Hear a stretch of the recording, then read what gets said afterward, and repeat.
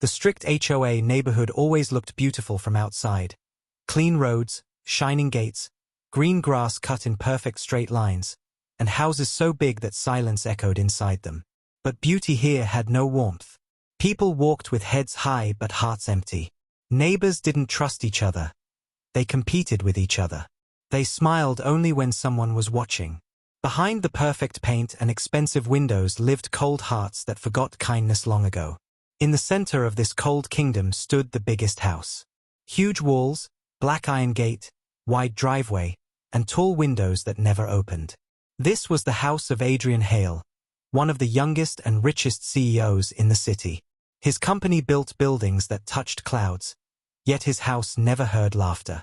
His family name was famous, his face appeared on magazine covers, but no one knew him.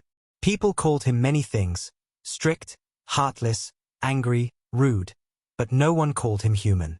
Adrian woke every morning before sunrise. Not because he loved mornings, but because sleep did not stay with him for long. His dreams were full of memories he tried to bury. Memories of small rooms, broken shoes, empty plates, a little boy holding his mother's hand, and then one day, holding nothing. He built walls around his life the day he lost his mother, and those walls never broke again. He sat alone at his dining table every morning. One chair, one cup of bitter coffee, one silence that never left. His house had rooms for 10 people, but only one man walked through them. The only sound was the clock ticking, reminding him that time moves even when life stops. This morning was the same, or at least he believed so. The sky outside was dark blue, stars fading slowly, as if the night was trying to hold on for a few more seconds. Adrian wore his usual black shirt, dark trousers, and expensive watch. His eyes were sharp, cold, like someone who no longer expected softness from the world. He walked through his living room, checked his emails, and prepared to go to the office early. He liked being alone at work too. But then, a small sound broke the silence. Knock. Not loud. Not strong. Just a soft knock on the giant wooden door. A knock so gentle that Adrian thought it was the wind. But it came again, soft, steady, like a whisper asking for attention. He frowned, surprised. No one came to this house without calling. Neighbors never visited. They were too scared to face him. Delivery boys never knocked.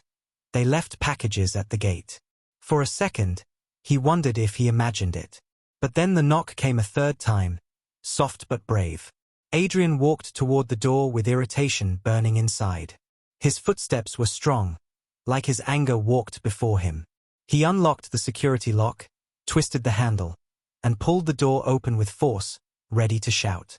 And then he stopped. On the doorstep stood a little girl.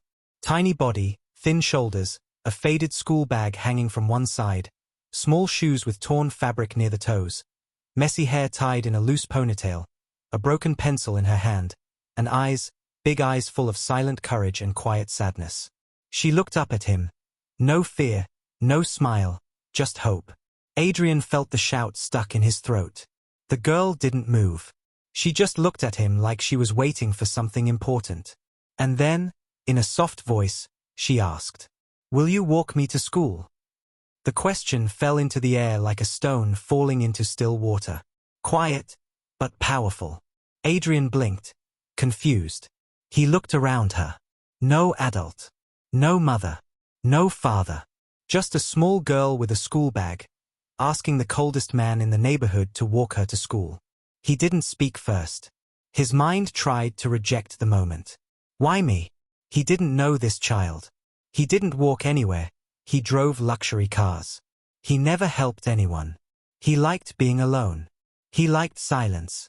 Children were loud, unpredictable, emotional, everything he avoided in life. His first instinct was to slam the door. His hand even moved slightly toward the door. But something inside his chest, something old, something painful, stopped his hand from moving. That feeling was like a voice from a memory he never wanted to hear again. He looked at her shoes. Torn. He looked at her bag. Folding from one side. He looked at her small hands holding the broken pencil like it was the only thing she owned. Then he looked into her eyes, brave eyes hiding sadness. Those eyes reminded him of someone. A child he used to be. Adrian tried to stay cold. His voice came out harsh. "Where is your mother?" The girl's lips shook a little. She whispered, looking down, "Mom is gone." The air around Adrian felt heavy suddenly. He asked again, voice a bit softer, "And father?" She whispered, trying to stay strong, "Dad sleeps all day. I walk alone. But I got scared today." Those words entered Adrian like a knife cutting through years of stone. He felt something sharp open inside his heart, something he buried long ago. He saw his own childhood in her sentence.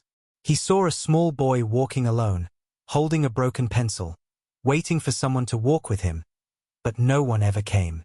Adrian looked away quickly, trying to escape that memory. His jaw tightened, his breath heavy. He tried to push her away with logic. "You don't know me. Why did you come to my house?" The girl looked straight into his eyes, without blinking, "Because you are the closest house." Simple answer. Honest answer. The kind of answer that breaks adults because it has no fear inside it. Adrian wanted to stay angry, but the anger was melting and turning into something uncomfortable. Care. He stepped back slightly, confused by his own emotions.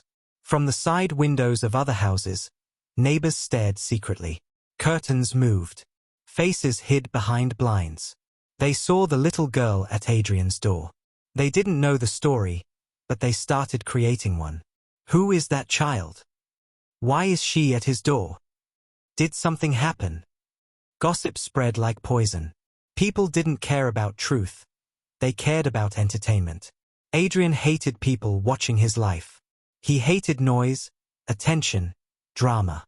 He wanted to end this moment fast. "Go to school," he said coldly. The girl didn't move. She just whispered again, softer this time, "Walk me there, please." That please was not like normal. It was a small voice carrying a big story. Adrian closed his eyes for 1 second. In that 1 second, he remembered everything he tried to forget. A hospital room, his mother's weak smile, a little boy sitting beside her, a cold winter morning when he walked to school alone for the first time, a teacher asking, "Where is your mother?" and the truth hitting him harder than the question. He opened his eyes. The girl was still standing there, silent, waiting. Adrian took a long breath, like someone preparing to fight a memory. He hated this situation because it made his heart feel weak. And weakness was something he promised never to feel again. He tried to use logic again. "Ask a neighbor." The girl shook her head gently. "No one opens the door." That sentence made him pause. In a rich neighborhood, no one opened the door for a child. No one. And she came to him, the man everyone feared. Why him? Because sometimes the coldest hearts carry the biggest scars, and children can recognize scars better than adults. Adrian looked into her eyes one more time. He didn't see manipulation. He didn't see drama. He saw a child who needed help, asking the wrong person, or maybe the right person. He felt his hand move on its own, reaching for the door slightly wider. His feet stepped outside one small step. The morning air touched him. The girl's eyes lit with a tiny spark. Just that one step changed something in the world. It broke the routine of his cold life. It broke the silence that ruled his house. It broke a wall he built around his past. It was just one step, but it was not small. Neighbors whispered loudly now. He came out. Adrian walked out. He ignored them. He looked down at the girl, trying to keep his voice strong. "Let's go." The girl smiled, a small smile, shy, like she was afraid it might disappear. She walked beside him, holding her bag with both hands. Adrian walked stiff, slow, not knowing where to put his hands. His heart beat fast, legs felt heavy, mind full of confusion. He never walked with anyone. He never held anyone's hand. He didn't know what to say to a child. But the girl didn't need words. She walked silently too, matching his steps. Like two broken stories walking together in the same direction. As they reached the street, Adrian saw more things. People looking from cars, kids waiting for vans, parents staring in shock. Everyone in the HOA knew Adrian hated people. Seeing him walk with a little girl felt impossible. Kids whispered, "Is that her dad?" "No, that's Adrian Hale." Teachers near the school gate saw them coming. One teacher gasped. Another pulled out her phone. Pictures. Videos. The world was already recording a story it didn't understand. Adrian hated being seen, but today he didn't feel anger. He felt something else, protectiveness. When they reached the gate, he looked at the girl again.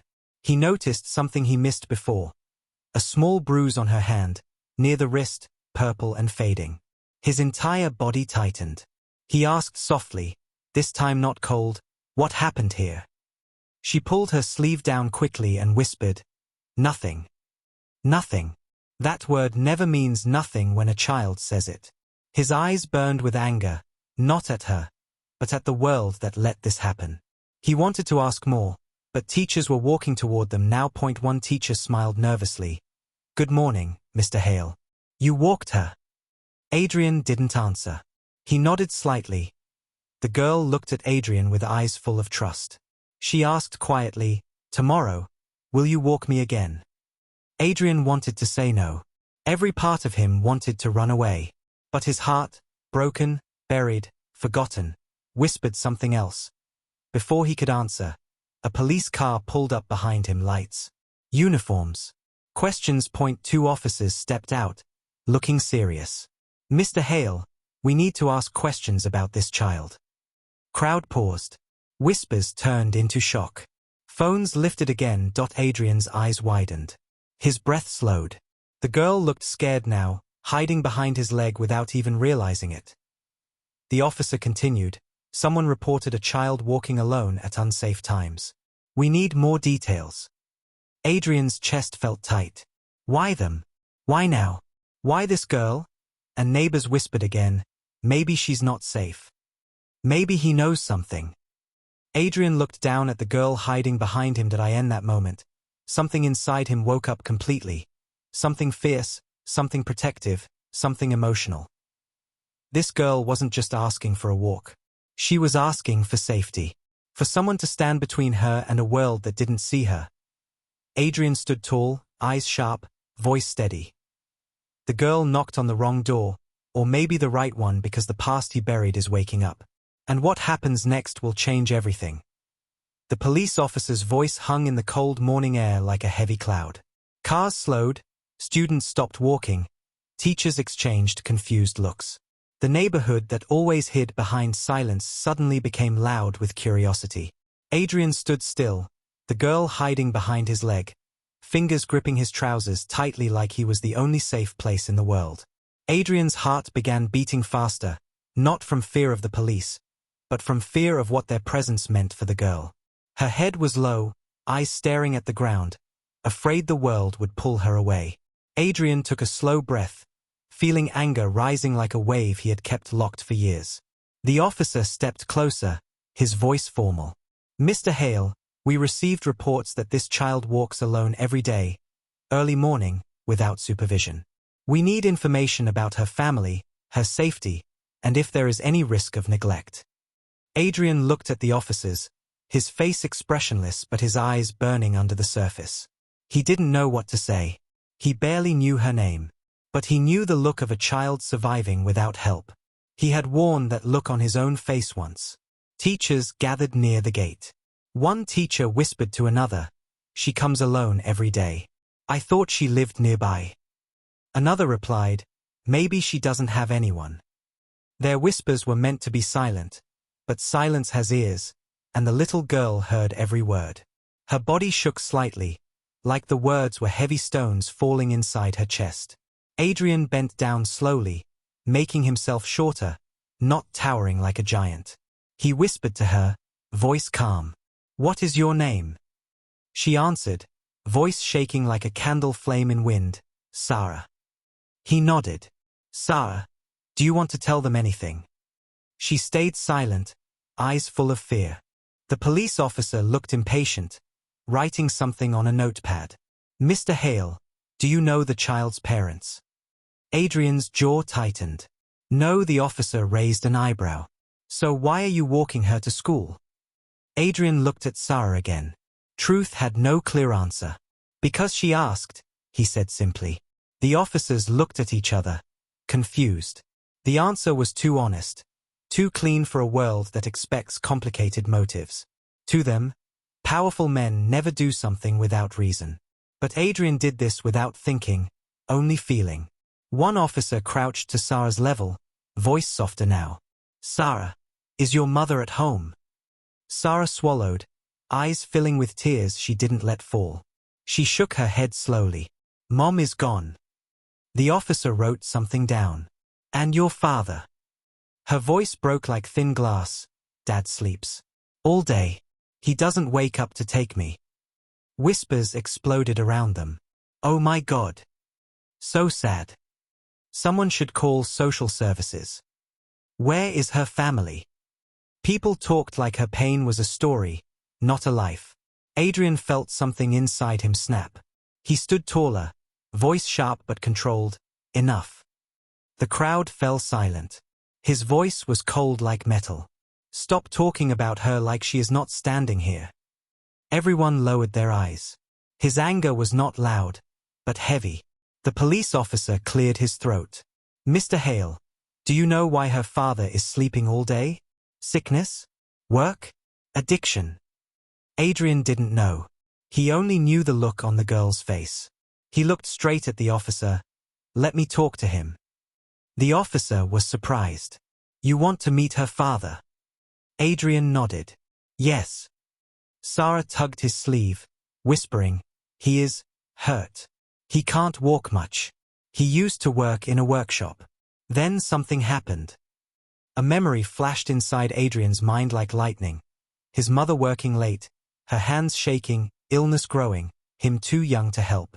He blinked it away, focusing on the present. Where is your house? He asked gently. Sarah pointed down the street. Next to the old tree. The small one, with broken window. Her voice was quiet, ashamed of the house she lived in. But Adrian didn't look down on her. A broken house was still a home if love lived there. The officer nodded. We will visit. For safety. Adrian's voice turned icy. I will go too. The officer looked confused. Mr. Hale, this is official business. Adrian replied without blinking. Then consider me a witness. Sarah looked up at him, eyes wide with a kind of hope that hurts. No one had ever stood for her like this. She was used to walking alone, eating alone, crying alone. Today was different. A man she didn't know stood between her and the world that ignored her. The officer hesitated, then agreed. Fine. After school, we go together. Adrian nodded. He turned to Sarah. I will be here when school ends. Sarah's lips moved. She whispered one small word, promise. Adrian froze. Promise. A word he didn't use. Promises break. People break. But looking into her eyes, he felt something strong, responsibility. He nodded once. Promise. Sarah smiled a little, like a small flower opening in cold weather. The teacher took her hand gently. Sarah walked into the school, looking back again and again until the door closed. Adrian stood alone, surrounded by eyes, cameras, whispers, and questions he couldn't answer. His shoes felt heavy. The world felt loud. Years of silence in his heart were shaking. He walked back through the street slowly, ignoring the faces behind curtains. His mind was full of pieces, broken memories, broken truths, broken children. When he reached his house, he shut the door slowly, not angrily this time. He leaned against it, exhaling long like his lungs were releasing years of pain. The house felt different. The silence felt heavier, not peaceful. It felt like something was missing now. Small footsteps, small voice, tiny courage. Adrian walked into his study room and sat on his large desk. He opened his laptop, but words on the screen blurred into meaningless shapes. His mind kept replaying Sarah's voice. Mom is gone. Dad sleeps all day. I got scared today. Those sentences were too familiar. His mother's hands, shaking fingers, soft smile hiding pain. His father disappearing into alcohol and sleep, leaving a small boy to walk to school alone. He remembered standing at the school gate wishing, praying for someone to hold his hand. No one came. But today, he was the someone. He rubbed his eyes, trying to ignore the burning inside. He didn't like weakness. He didn't like emotions. But Sarah wasn't weakness. She was truth. His phone buzzed. He ignored it. It buzzed again. A message from the HOA group. We saw the child with you. Explain. HOAs don't allow personal involvement with unknown minors. It affects the community image. The words filled him with disgust. Community image? A child needed safety, not image. Adrian typed something short, have a heart. Then he turned off his phone. Hours passed slowly. Adrian tried to work, but his brain was elsewhere. At 3 p.m., he checked the time again. The promise he made wasn't just words. It felt like a thread tying him to something meaningful. He stepped outside, walked to the school gate. The sky was warm now, sun bright, children laughing, parents waiting. Adrian stood slightly apart, hands in pockets, expression stern, but eyes searching. Sarah came out with her bag bouncing on one side. The moment she saw him, her face lit like sunrise. She ran to him, small shoes tapping the ground fast. She stopped in front of him, breathing quick. You came. Adrian nodded. I promised. She smiled, clutching her bag. He looked down, noticing the bruise again on her wrist, the tiredness in her eyes that children should never carry. He asked softly, ready? She nodded. The police car arrived. The officers stepped out. Adrian and Sarah walked beside them, heading toward her house. Neighbors followed from distance, curious like shadows. Sarah's house stood small and tired. Walls cracked, window broken, a door slightly open. Adrian felt a lump in his throat. The house smelled of silence, the kind that grows when sadness lives too long in one place. Inside, Sarah's father lay on a mattress on the floor, one leg wrapped in bandages, face pale, beard grown uneven. His eyes opened slowly when he heard footsteps. He looked confused first, then afraid, seeing police and Adrian Hale in his broken house. Adrian stepped forward, voice gentle but firm. We are here to check if Sarah is safe. The father tried to sit up, pain twisting his body. He winced but forced a smile for Sarah. Come here, little heart. She ran to him, hugging him. Adrian watched silently, heart heavy. The officer asked questions. How long have you been like this? The father answered with difficulty. 3 months. Accident. Machine fell. No money for surgery. No family here. I thought I would heal. I didn't want to trouble anyone. Sarah sat with her father, small hand on his chest. The father's voice cracked. She walks alone because I can't stand. I didn't want her to miss school. Adrian's eyes burned with emotion he didn't expect. The father wasn't lazy. He was broken, trying to stay alive for his daughter. Poverty didn't steal his love. It only stole his legs. Police understood. Their tone softened. We need to register this. We will help with support. Sarah's father nodded, ashamed. Adrian watched everything like watching his own past happen to another family. When the officers finished writing, they stepped outside. Adrian stayed inside, looking at the father. The father looked at him, voice low. Why are you helping my daughter? You are a big man. You don't know us. Adrian's voice was quiet, honest. Because no one helped me when I was a child like her. The father stared, understanding something bigger than words. Tears filled his eyes. Thank you. Adrian looked at Sarah again. She smiled at him, not as a child sees a hero, but as someone sees safety. Something inside him changed forever. He came here as a stranger. He was leaving as something else. Outside, the officers talked about paperwork. Neighbors whispered about charity. But Adrian didn't hear them. He knelt beside Sarah at the door, looked into her eyes. Tomorrow, I'll walk you again. Sarah's smile grew. Promise. He nodded. They stood in front of her house, 2 worlds touching, one rich, one broken, but connected by something priceless. As he walked away alone, sunlight hit his face like new beginning. He didn't know what this journey would become. But he knew one thing. He would not let this child walk alone again. Not while he was breathing. The walk back to Adrian's house felt longer than ever. His feet moved on the clean HOA road, but his mind stayed in that broken room. The father's tired eyes, the bandaged leg, Sarah's small hand resting on his chest, the way she smiled despite a life full of struggle. Adrian had seen poverty before. He had lived it. But seeing it again through Sarah's story woke something heavy inside him, like a sleeping storm opening its eyes. He entered his house quietly, closing the door without noise. The house looked bigger today, emptier, colder. It was strange how his own home suddenly felt like a box with too much space and too little life.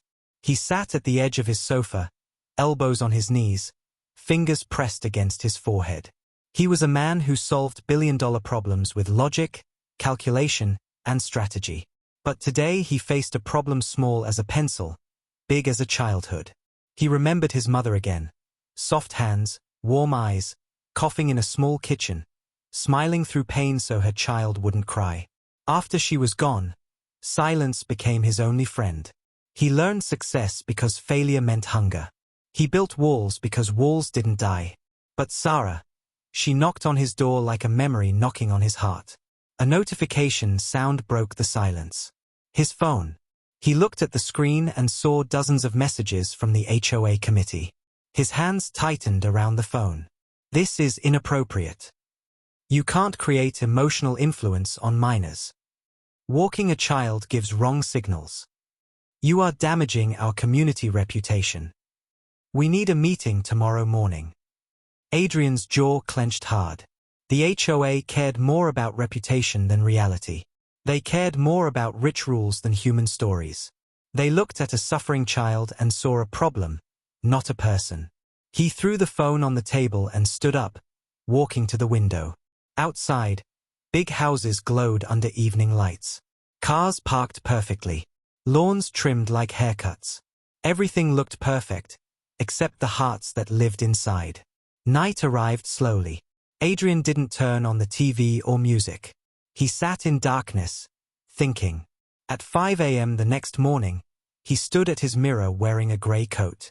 His face looked cold, but his eyes looked different, like someone carrying anger not for himself, but for someone smaller.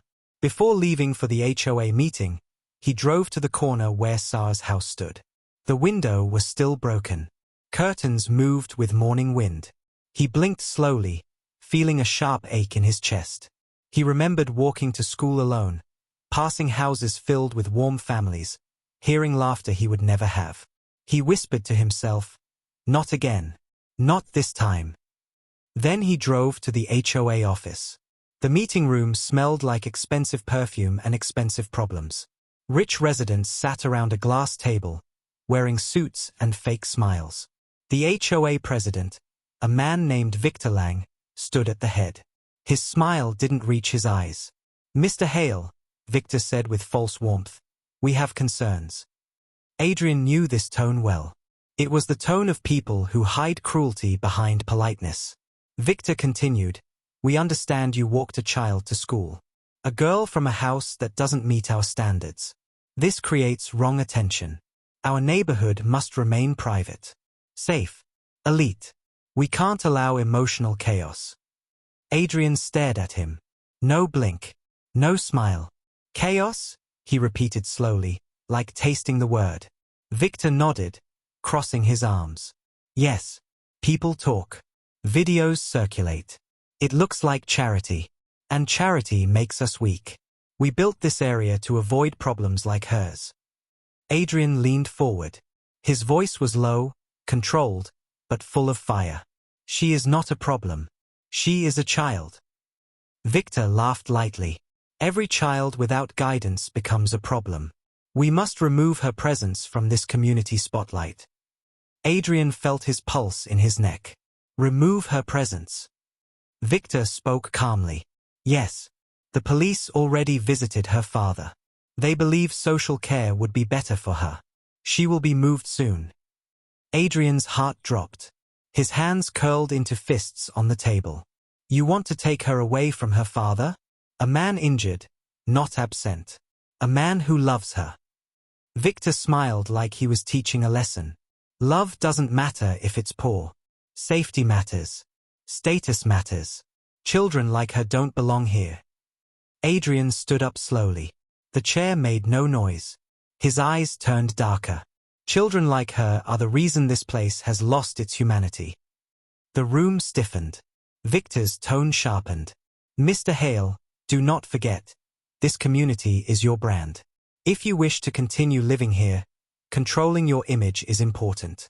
You cannot be seen walking broken families on our roads. Adrian felt something inside him snap, the same way it snapped when his mother died and the world ignored a small child standing alone.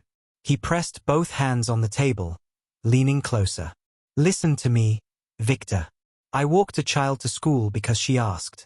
Not for cameras. Not for reputation. Not for charity. But because she needed someone. Victor's voice turned colder. That is weakness. Adrian's eyes narrowed. No. That is strength. The weakness is being afraid to care. Silence hit the room like thunder. Another board member, a woman with diamond earrings, spoke nervously. Mr. Hale, there are legal risks. People are talking. They think you are involved emotionally with the child. It looks inappropriate. Adrian's voice hardened. Inappropriate is watching a child walk alone and doing nothing. Gasps spread around the table. Victor recovered quickly. So you admit you feel responsible for her? Adrian didn't blink. Yes. Victor fired back. Then you take responsibility for the consequences. If she is removed from this area for safety, you cannot intervene. Adrian's stare turned cold like steel. If anyone takes her against her will, it will not be about safety. It will be about control. Victor's smile faded. Are you threatening us, Mr. Hale? Adrian straightened, coat sharp, eyes burning. No. I am promising her something. No one hurts her while I live here. The room froze. Board members whispered like scared animals. Victor realized the line had been drawn. Adrian Hale, the man feared by businessmen, respected by investors, was protecting a child. Victor tried another angle. Let the system handle it. You don't understand her situation. Adrian replied slowly, I understand it better than anyone here. Victor shook his head. How? Adrian's eyes softened for the first time. His voice was like a memory walking through darkness. Because I was her. The room fell silent. The woman with diamond earrings blinked, her voice shaking. You walked alone to school? Adrian nodded. Yes, the day after my mother died. Every face in the room shifted. Something changed in the air. The silence was different now, not cold, but heavy with truth they never imagined. Victor swallowed, trying to regain control. That is your personal story. It does not affect this community. Adrian stepped closer to him. It affects everything. A child walking alone is not a threat. It is a cry for help. Victor's jaw tightened. So what do you want, Adrian? Adopt her? Save her? Become her hero? Adrian whispered, I want her to walk without fear. The board didn't know what to say. Victor tried to push final authority. This conversation is over. We will proceed with social services and request removal. You cannot stop this. Adrian looked at him with eyes full of steel. I already did. Victor frowned. What do you mean? Adrian took out a document from his coat. I hired medical support for her father. Paid for surgery. Arranged home care. Filed for temporary assistance. Legal officers confirmed she is safe and her father is recovering. Social services will not remove her. Board members gasped. Victor's face went pale.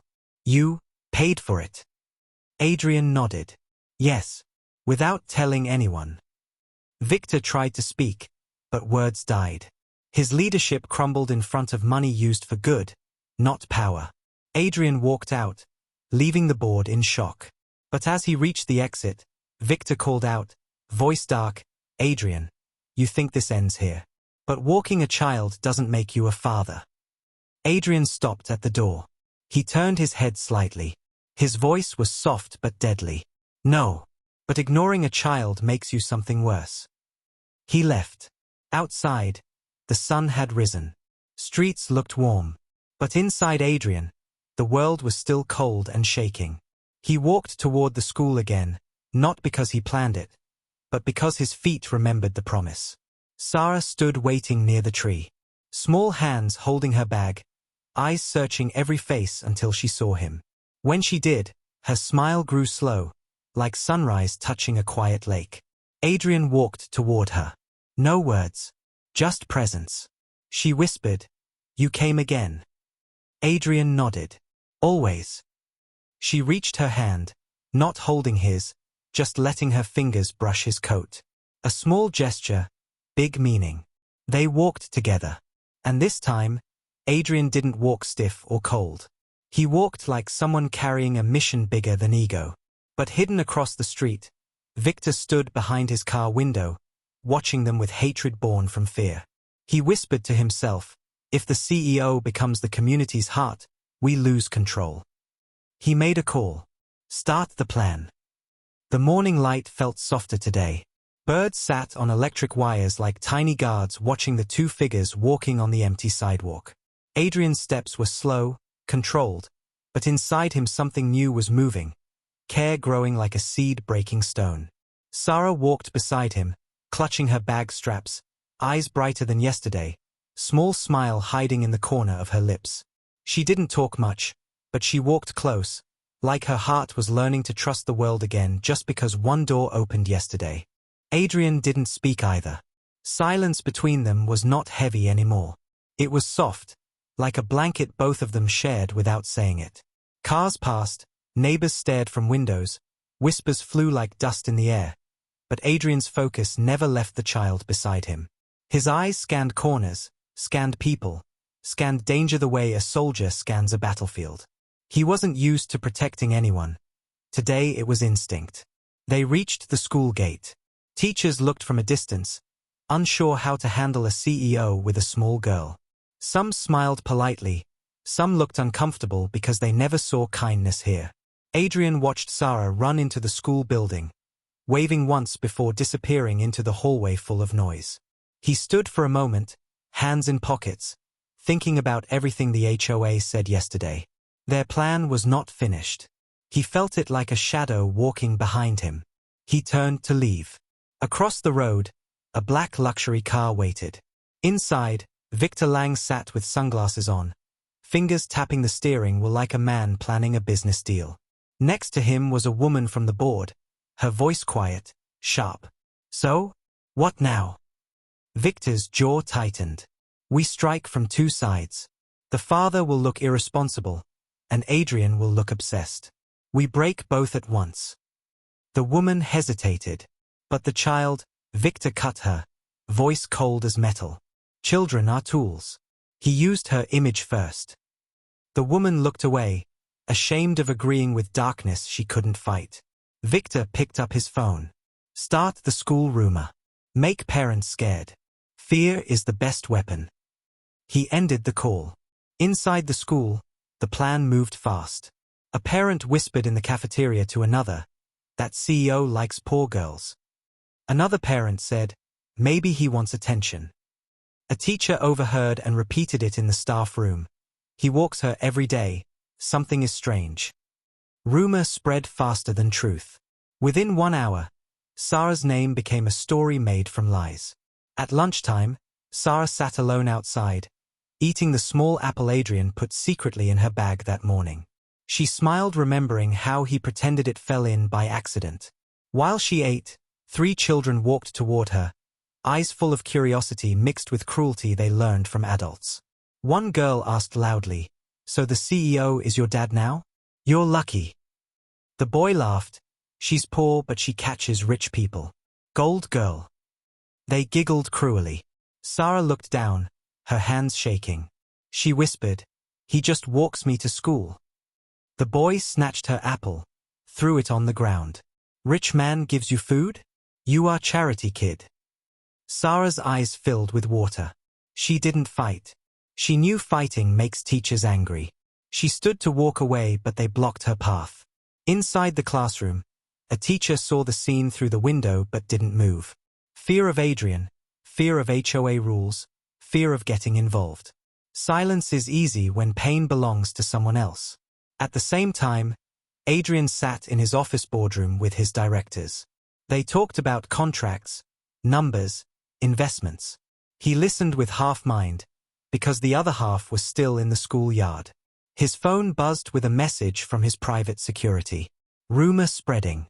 Be careful. Adrian's eyes hardened. He stood from the meeting suddenly. Continue without me. Directors stared, confused but silent. No one questions Adrian Hale. He reached the school earlier than usual. At 1:12 p.m., children came out for short break. The air smelled like soil and chalk. Adrian saw Sarah sitting behind the playground, on the concrete, knees pulled to chest, face hidden in her arms. Something broke inside him. He walked fast, not caring who saw. Children stopped playing. Teachers froze. His coat flew behind him like wings cut by wind. He knelt beside her. Sa. His voice soft, deep like a river. She lifted her head slowly.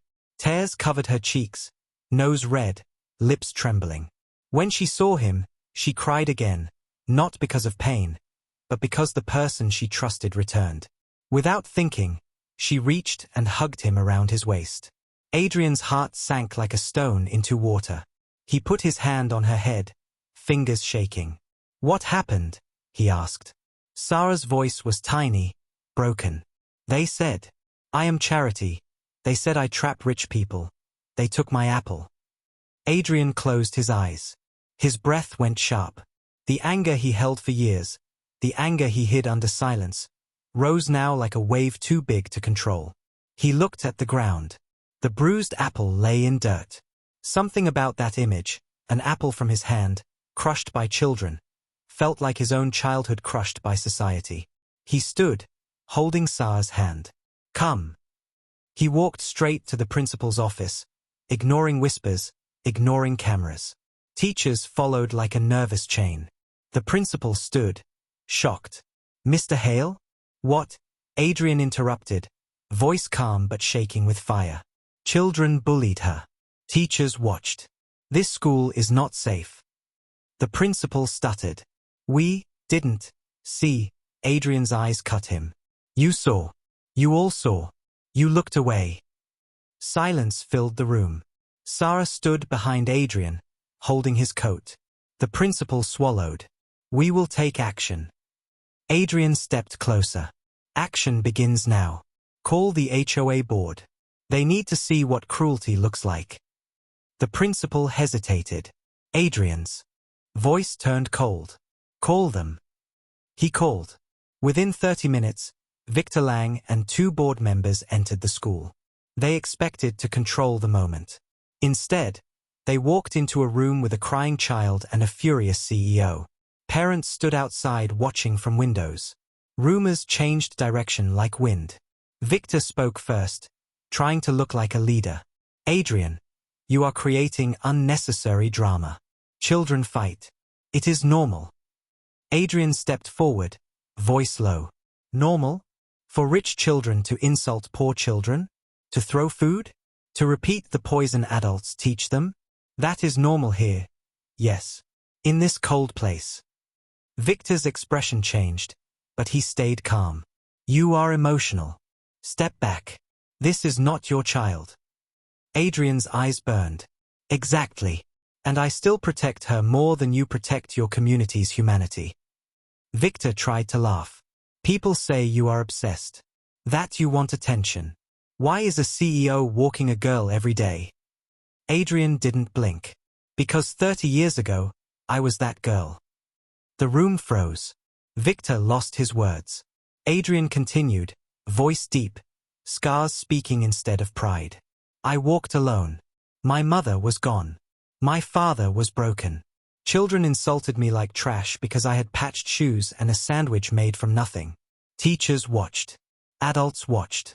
No one walked with me. That child grows up, but pain grows too.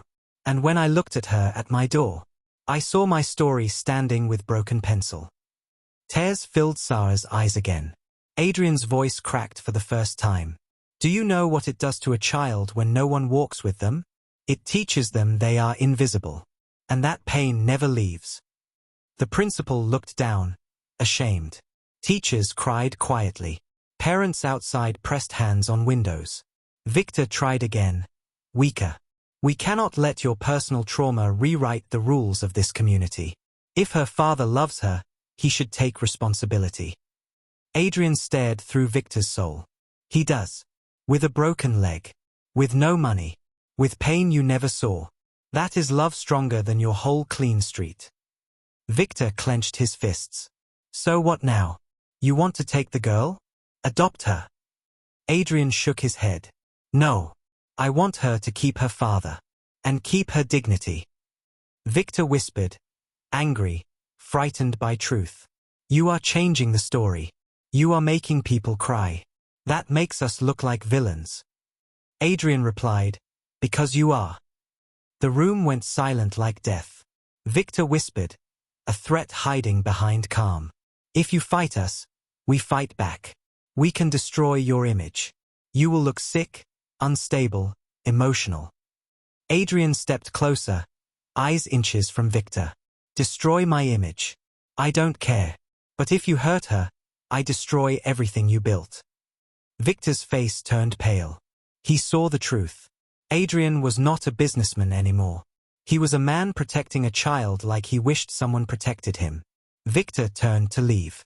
But before stepping out, he whispered to the woman beside him, thinking Adrian couldn't hear, make the father look unfit. If the girl is taken, his heart will break. Adrian heard every syllable. He froze. Then something snapped. He walked out with Sarah, not even asking permission. Parents parted like a sea. He reached his car, opened the door, let her inside. She held his sleeve, scared. He whispered, voice soft like it belonged to another man, I am here. They will not touch you. Sarah nodded, trusting. Adrian started the engine and drove, not to his house, not to his office, but to the small broken house where Sarah's father lived. The house looked darker today. The father sat up, leaning against pillows. He saw Adrian enter with Sarah and confusion filled his face. What happened? Sarah hugged him tight, crying into his shirt. Adrian sat on the floor in front of the father. No pride, no ego, just truth. They want to take her. They will use your pain against you. The father's eyes widened with fear. Tear fell. She is all I have. His voice cracked like bones breaking. Adrian's chest squeezed. He placed a hand on the father's arm. Then we fight. The father looked at Adrian like looking at a miracle wearing a business suit. Why? Why do you help us? Adrian looked at Sarah. Then at him. Because I know what it feels like to lose everything. And because no child should walk alone. Sarah stood between them, small hands touching both. She whispered, voice shaky. Will I stay here? Adrian's eyes softened. Yes. With your father. Not with strangers. She wiped her tears, whispering, promise. Adrian nodded. He turned to the father. I will pay for your full surgery, home care, medicine, food. I will speak with the school. And the HOA. They will not touch her. The father's face crumpled into tears. I cannot repay. Adrian cut him, voice gentle. You repay by loving her. That is enough. Outside the window, the sky darkened, clouds gathering like something big was coming. Adrian looked outside. He knew this fight wasn't over. Victor would attack again. People like him don't stop when kindness wins. They attack harder. Because kindness threatens power. Adrian stood, preparing to leave. Sarah held his hand. Will you walk me tomorrow? Adrian looked into her eyes, the same eyes he once had. His voice came like a vow written in stone. Every day. Until you don't need me. Sarah smiled through tears. But outside, in the shadows of the street, Victor was standing in rain, watching the house through dark glass. His face twisted with anger, voice cold as storm. Tomorrow, we take everything from him. Storm clouds built above the HOA neighborhood as if the sky itself was angry. Streets that always looked perfect turned gray under dark clouds, like the clean walls of this community were hiding mud behind the paint. Adrian drove home with a mind full of fire. Sarah's tears were on his shirt. Her father's pain was in his ears. And Victor's whisper still echoed like poison. Tomorrow, we take everything from him. The windshield wipers moved slow, pushing away rain that fell heavier with each minute. Adrian's hands held the steering wheel tight. He wasn't thinking about business, money, meetings, deals, all those things that once controlled his life. He was thinking about a child with broken pencil and a father with broken leg. He was thinking about himself, a small boy with broken heart. Years folded into seconds. He parked inside his gate and walked inside, leaving wet footprints on his clean floor. His house felt hollow. All lights were off except one lamp. Quiet rooms looked like empty memories. He sat on the sofa, leaning forward, hands covering his face. Rain hit the windows hard, sounding like knocking, like Sarah's knock yesterday morning that changed everything. His phone vibrated. Messages exploded. HOA group, urgent meeting 6 a.m. Media wants details. Parents are scared. This is dangerous for community name. What is your connection with the child? Explain or take responsibility. News alert, CEO Adrian Hale walks poor child to school, mystery connection. Community questions CEO's emotional behavior. Hero or manipulator? Public confused. Poor girl becomes center of elite community drama. Photographs were everywhere. Sarah's small hand on Adrian's coat, Adrian kneeling beside her, his face full of emotion the world never saw before. People didn't see love or protection. They saw drama. The world eats stories faster than truth. Adrian put the phone down. His breath shook. He remembered hiding behind his mother's bedsheet when reporters came after her death. Neighbors gossiping outside, no one offering food, just questions. He closed his eyes, forcing the memory away. But the past refused to die today. He stood up, walked to his desk, looked at a framed photo, his mother smiling with weak eyes, holding him as a child. He whispered, voice breaking, "What do I do, Mom? They will take her. Like they took you from me." Silence answered. He turned around and walked to the window. Outside, lightning cracked the sky in sharp white lines. Rain hit the glass like tears falling from clouds. Adrian Hale, the man who never cried, felt his throat tighten. At 5 a.m., he was already dressed in black suit, hair wet from shower, eyes red but steady. He didn't wear his CEO expression today. His face looked older, softer, dangerous in a different way, not like a businessman, but like a man who has nothing left to lose. He reached the HOA meeting room before everyone else. The room smelled like expensive wood and hypocrisy. Chairs empty. Silence heavy. He sat at the table and waited. At 6:01 a.m., Victor entered with files and fake smile. Board members followed like birds behind a leader. They sat, adjusting watches, pretending to be calm, hiding fear behind arrogance. Victor began. "Mr. Hale, we studied the case. The father is unfit. He is injured, poor, and cannot provide. The girl will be taken to a facility for safety." Adrian looked directly into Victor's eyes, voice deep, slow. "I paid for his surgery. A doctor is starting today. Home nurse from tomorrow. Food for 3 months already stored. Facility is not safety, it is abandonment." Victor smiled, small, cruel. "You think money solves everything. But emotions are dangerous in our world. People think you are attached to her." Adrian leaned forward, elbows on table. "I am attached to her. She reminds me of what this community forgot. Heart." The woman from the board spoke, voice cold. "Heart is weakness, Mr. Hale. We build strong image here. We don't let poor stories spread." Adrian's jaw moved, muscles tightening. Body can be strong without heart. But community without heart is only stone. Victor laughed lightly, mocking. So you want to teach us values now?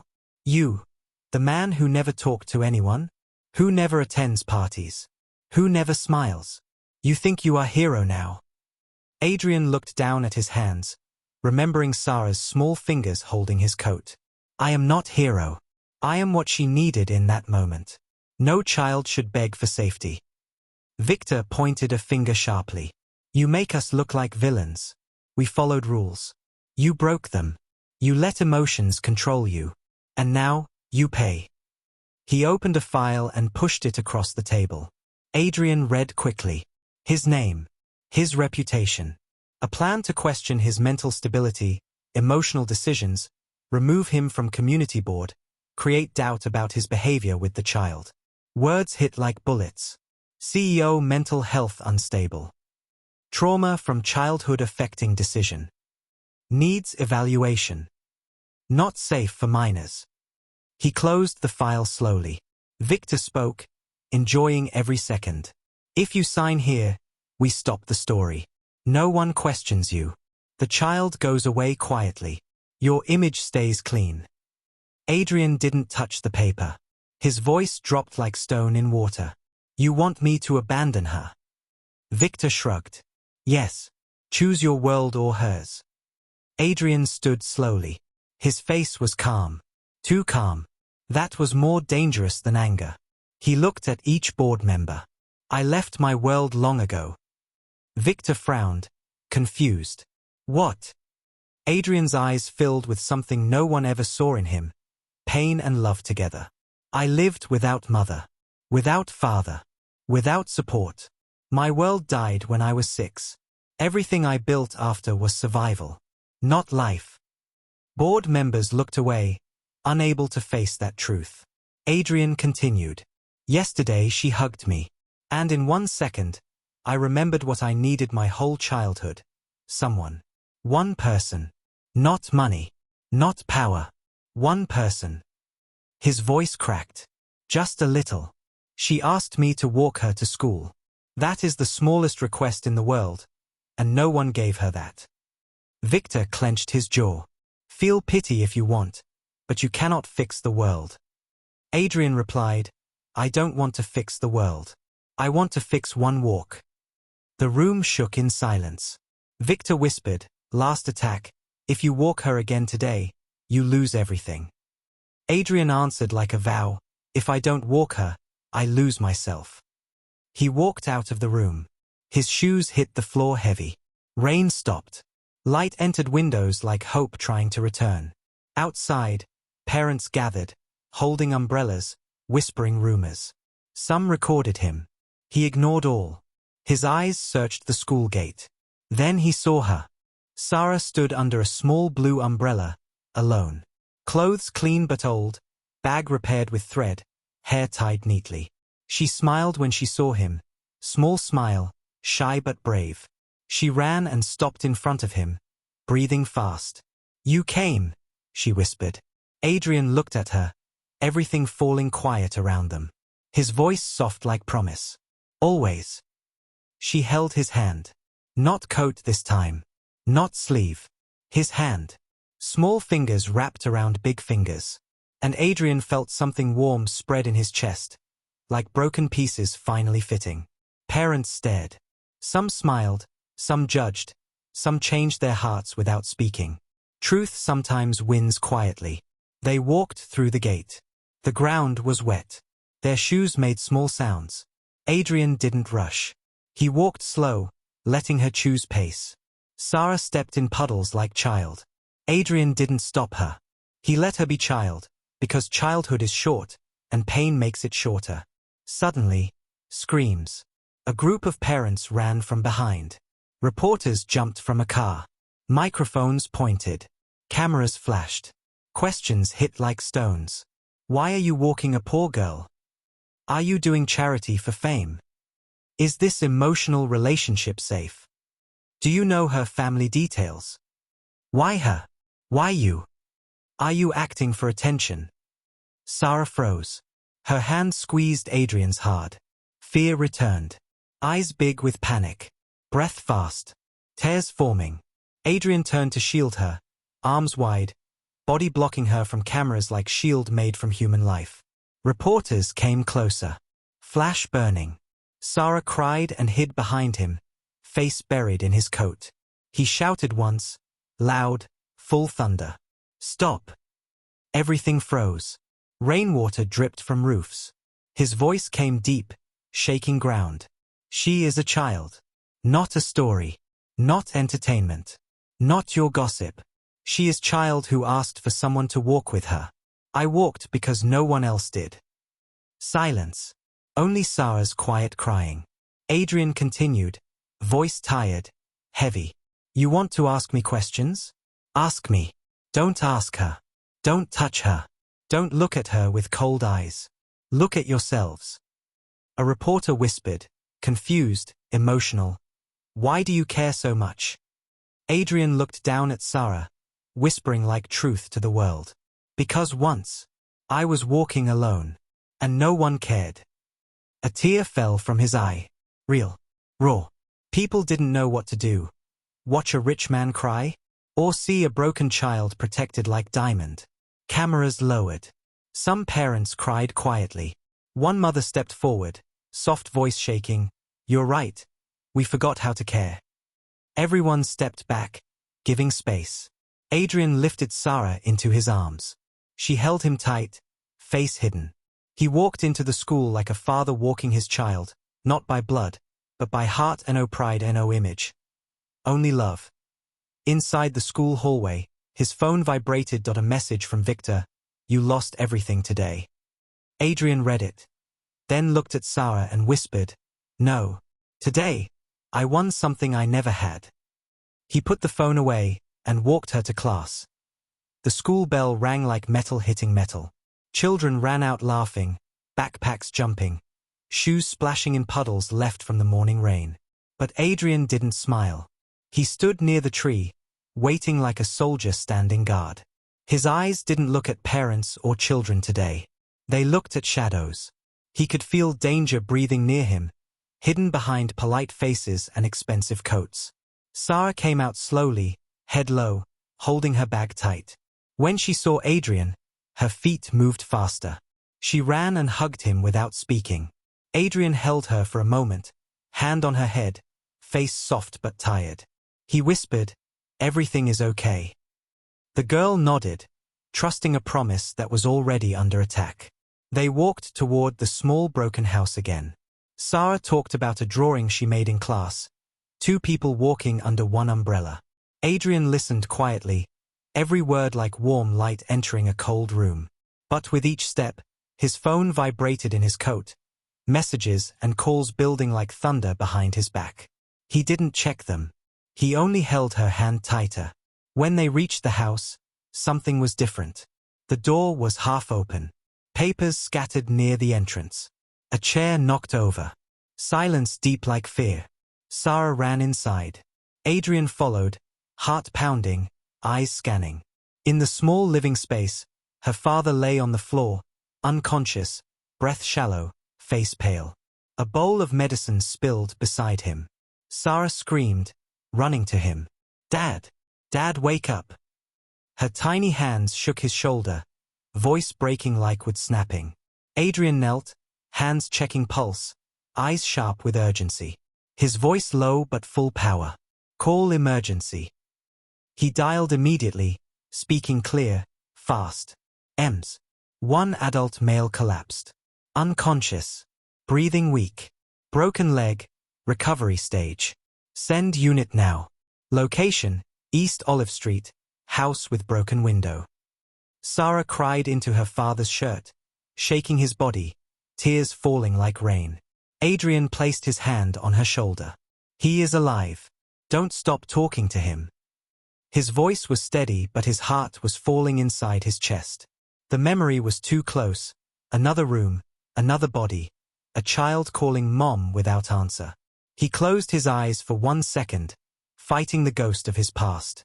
He opened them again, and became strength. Sirens arrived fast. Paramedics rushed in, lifted her father onto stretcher. Sarah screamed, trying to run after him. Adrian lifted her in his arms, holding her tight against his chest, heart beating fast against her ear. He is going to hospital. They will help him. She cried, shaking. Don't let them take him away. I don't want to be alone. Her voice was a knife. Adrian held her head with both hands, forehead touching hers. I am here. You are not alone.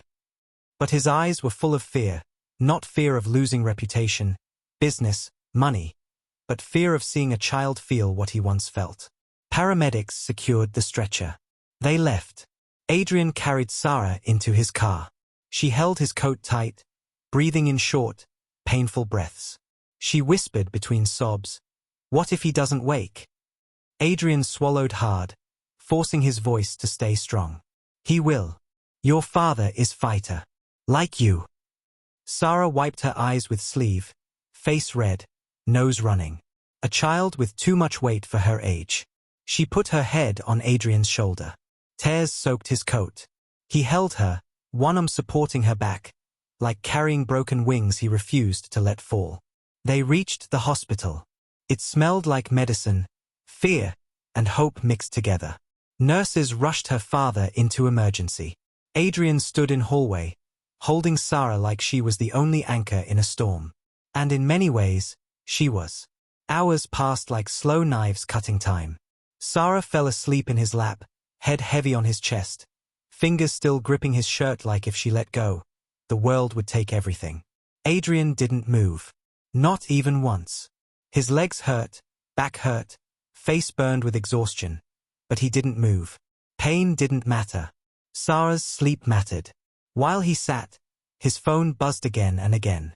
Messages poured like poison through his screen. "Victor, you caused panic." The father collapsed because of stress. "You are unstable influence. This will destroy you. Legal notice coming. HOA committee, child removed from school list. Parents signing complaint. You have no authority." Adrian read. His jaw tightened until it hurt. The hospital lights above him blurred. He felt something burning behind his eyes, rage mixed with grief. Victor wasn't just attacking Adrian now. He was attacking a sick father and a scared child. Power used like weapon. He typed one message, "You will not touch them." Victor replied, "Watch me." Adrian closed the phone slowly. One tear fell, not for fear, not for himself, for the child sleeping in his arms. At 2 a.m., the doctor came. A young man with tired face but honest eyes. He spoke softly. Surgery was successful, but the patient collapsed from stress and exhaustion. He needs rest, proper care, support. He woke once and asked for his daughter. Sarah opened her eyes at the word daughter, blinking sleep away, whispering, "Dad." Her voice small, scared. Adrian nodded and stood, carrying her to the room. Her father lay on bed, wires attached, oxygen mask, heartbeat monitor beeped slow but steady. He opened his eyes weakly. Sarah climbed onto the chair beside bed, holding his hand with both of hers. Tears fell like river. "I was scared." He smiled weak, touching her cheek. "I am here, little heart." Adrian stood at the foot of bed, watching a love he never had. Father and daughter together even through darkness. That picture hit him harder than anything. It hurt. It healed. It broke and built at the same time. The father looked at Adrian, eyes filled with gratitude and guilt. "You helped us. Now because of me, you are in trouble." Adrian shook his head. "Your trouble is mine now." The father whispered like confession. "They came earlier. HOA people. They said, if I sign papers, Sarah goes to better place. Safe place. They said, rich man only wants attention. They tried to make me sign." Adrian froze. Victor sent someone to the house when he wasn't there. They tried to take Sarah by lying to a sick father. Like vultures smelling weakness. Adrian's hands shook with rage. Slow, controlled rage. His voice came soft to not scare Sarah, but inside it was a storm. "Did you sign anything?" The father shook head weakly. "No. I told them. My daughter stays with me, even if I die. Sarah cried harder. Adrian couldn't breathe for a moment. A child hearing death is a heavy thing. Too heavy. He knelt beside Sarah, looking into her eyes. Listen. Your father will live. And no one will take you. Not while I stand here. She nodded, tears falling. The father whispered, voice fading, thank you. But they will not stop. They want to break you. Adrian looked at him. They already tried. Years ago. I survived. For the first time, the father understood Adrian was not helping them. They were healing him too. At dawn, hospital windows turned from black to blue. A nurse gave Sarah food. She ate small bites, eyes always on her father. Adrian stood in hallway making calls. He called his lawyer. I want full custody rights written if anything happens to father, but father stays primary guardian. He called hospital management. I will cover all bills. Private care. He called his company. I won't be in office this week. Handle everything. He called security. 24-hour watch on room. Block HOA. Finally, he called Victor. Victor laughed through phone like victory already in his hand. You finally understand. To save the child, you must sacrifice your image. Adrian replied, voice cold calm, my image died yesterday. I don't need it. Victor paused. Then what do you need? Adrian looked through glass window, at the little girl feeding soup to her father with tiny hands. I need her safe. Victor's voice turned sharp. If you publicly admit emotional instability, you lose board seat, community rights, influence. Adrian whispered, if that saves her, I sign everything. Victor smiled. Sick victory. I'll prepare papers. Adrian hung up. He walked into the room again. Sarah looked at him, hope in eyes. Her father looked tired but alive. Adrian sat beside them. The father asked, what will you lose? Adrian answered honestly, everything I built to protect myself. The father whispered, and what will you gain? Adrian looked at Sarah. Peace. Sarah smiled through tears. She reached out and held his hand. Small hand. Big meaning. Adrian closed his eyes for a moment, not because he was tired, but because the world inside him was changing. The walls he built since childhood, brick by brick, were finally breaking. And behind those walls, a man he never met was waking. A man who could love, outside the hospital, early sun rose, soft, warm, like apology from the sky. But shadows moved too. Victor stood outside in his car, watching hospital doors, files in his hand, voice cold as ice. Today, we make him sign. Morning entered the hospital like a slow whisper. The light was gentle, touching white walls, touching tired faces. Machines beeped steady rhythm like small promises of life. Sarah sat beside her father, head on his arm, eyes half closed from long night. Her fingers traced circles on his blanket, quiet, innocent, hoping. The father breathed slow, calm now, medicines flowing through his veins like second chance. Adrian stood near the window, suit simple, no tie, hair messy from sleepless night. His eyes looked older today, not from age, but from memories opening like wounds he never healed. Outside, a car stopped. 3 black coats stepped out, Victor and 2 HOA members. They walked inside like they owned air. Their shoes hit floor hard, like power walking in straight line. The nurse looked worried. She whispered, they are here again. Should I call security? Adrian shook his head once. No. I will face them. Sarah saw the men coming. She tensed, body small, breath fast. She moved closer to her father, hiding half face in blanket. Her father lifted his weak hand and touched her hair, whisper soft, don't be afraid. He is here. Sarah's eyes turned to Adrian. She believed it. Fear turned into little courage. Victor entered the room like cold wind. He wore victory on his face, smile thin, sharp. He opened a file and placed it on a small table near the bed. Papers filled with legal language, stamps, signatures ready. Without emotion, he said, Mr. Hale, sign these. You step down from HOA leadership, you lose voting rights, you accept emotional instability due to childhood trauma. In return, we withdraw all complaints, and the child stays with her father under supervision. The words cut like knife. Adrian closed his eyes for one moment. Childhood trauma. They used his pain like weapon. They wanted him to declare himself broken just to save a girl they were breaking. He opened his eyes again, calm like deep ocean before wave hits shore. He walked to the table. No hesitation. No fear. Victor watched, satisfied. He whispered to the woman next to him. He falls. We win. Adrian picked the pen. His hand shook, not from fear, but from weight of memory. When he was 6, he signed his mother's hospital form with small hand. That memory returned like thunder. He inhaled slow. Then, in one motion, he signed everything. The room felt heavy, like history changed shape. He put the pen down. Victor smiled wide, ready to turn away like winner. He reached for papers. But Adrian held the corner, not letting go. His eyes lifted, voice deep, steady, dangerous in quiet way. No, you didn't win. You only showed the world what you are. Victor frowned slightly. We got your signature.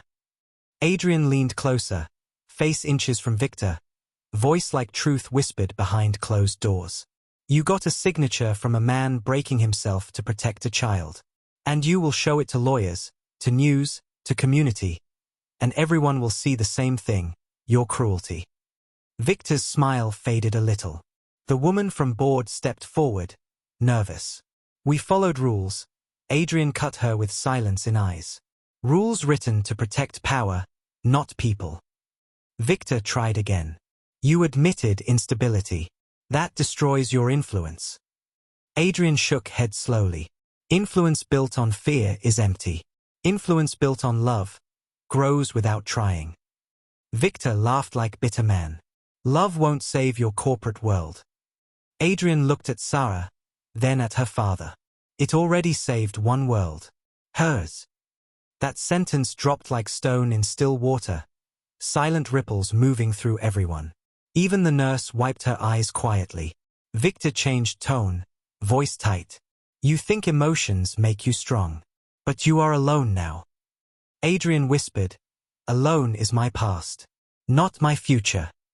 Behind him, Sarah's father tried to sit. Pain hit his chest but he pushed through. He is not alone. His voice weak but full heart. He saved my child. Now I stand with him. Victor turned, surprised. You? You are broken man. The father smiled, broken but brave. Yes, but broken people know how to stand for each other. He looked at Adrian. Two different worlds meeting in one truth. Adrian felt his eyes burn, not tears of weakness, but tears of recognition. For first time, someone stood for him. Not for his money. Not for his power. For his act. Victor's face twisted with anger. You signed. It's over. Adrian nodded once. For me. Yes. But for you, it just started. He stepped aside. The hallway outside the room was full. Nurses, staff, parents from school, even the principal. They heard everything through thin hospital walls. Whispers spread faster than lies today. A mother stepped forward, shaking voice. We saw you protecting her. We saw you shout at reporters. You are not unstable. You are brave. Another parent spoke, tears in eyes. My son bullied a girl yesterday because he learned cruelty from me. You made me ashamed of myself. Principal walked inside. Face red, shaking. Mr. Hale, I want to apologize. We failed her because we feared community image. We forgot children are more important than reputation. Victor stared, shocked. His perfect plan, falling like glass hitting ground. Community shifted. People whispered against him now, not against Adrian. Truth didn't need microphone. It only needed heart. Adrian didn't smile. He didn't celebrate. He only walked back to the bed, sat beside Sarah. She looked at his face, confused. You signed papers. What does it mean? Adrian took her tiny hand in his big hand. It means, they cannot take you away. You stay with your father. No one controls that anymore. Sarah's eyes filled with tears wide as sky. She threw her arms around his neck, holding him like he was made of breath. Thank you. Her voice broke into his shoulder. Adrian held her, face buried in her hair, eyes closed tight. He whispered soft, I promised you. I walk with you. Victor turned to leave, defeated in quiet way. But before door closed, Adrian called his name without looking at him. Victor stopped. Adrian spoke simple truth. Use your power for someone one day. It will change more than money ever did. Victor stood silent a while. He didn't answer. Sometimes silence is first step to change. He left. Board members followed, not proud, not strong, small, like truth reduced their size. Sarah's father reached his hand. Adrian held it. Two men with different past, same scars. The father whispered, you gave up everything. Why? Adrian looked at Sarah. Because she is everything. The room stayed quiet, but this quiet was soft, warm, full of relief. Hours passed. Doctors came, checked vitals.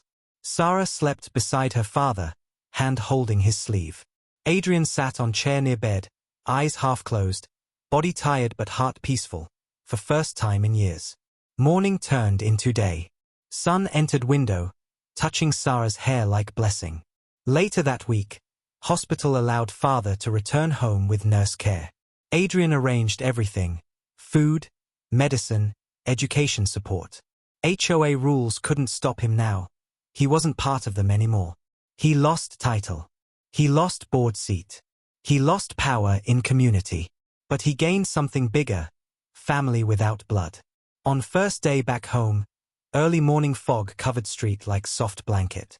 Sarah knocked on Adrian's door again. Same way as the first day. 3 soft taps. Adrian opened door, but this time, no anger. No walls. Only warm smile he saved for her. She stood with clean shoes, new bag he bought for her, hair tied neatly. She asked, small voiceful light, will you walk me to school, again? Adrian didn't speak. He only reached his hand. She took it. They walked side by side, slow, simple. Neighbors watched, not with judgment, with respect. Some smiled. Some waved. Some apologized with eyes. Sarah walked with small steps, but she walked with freedom now. No fear. No shame. And when they reached the school gate, children didn't whisper cruel jokes. They asked her name. They shared smiles. Bullies sat quiet, learning lesson adults learned from one man's sacrifice. She ran inside, but before entering, she turned back and shouted with big laugh, Adrian, don't go. Wait for me after school. He nodded, smiling, real smile that looked like sunlight after long winter. She disappeared into hallway. Adrian stayed outside, waiting like promise made from heart that no applause. No cameras. Just peace. He sat on the bench under tree and breathed slow. The world looked different, not because world changed, but because he did. A child knocked on his door one morning, and opened the door in his heart he never dared to touch.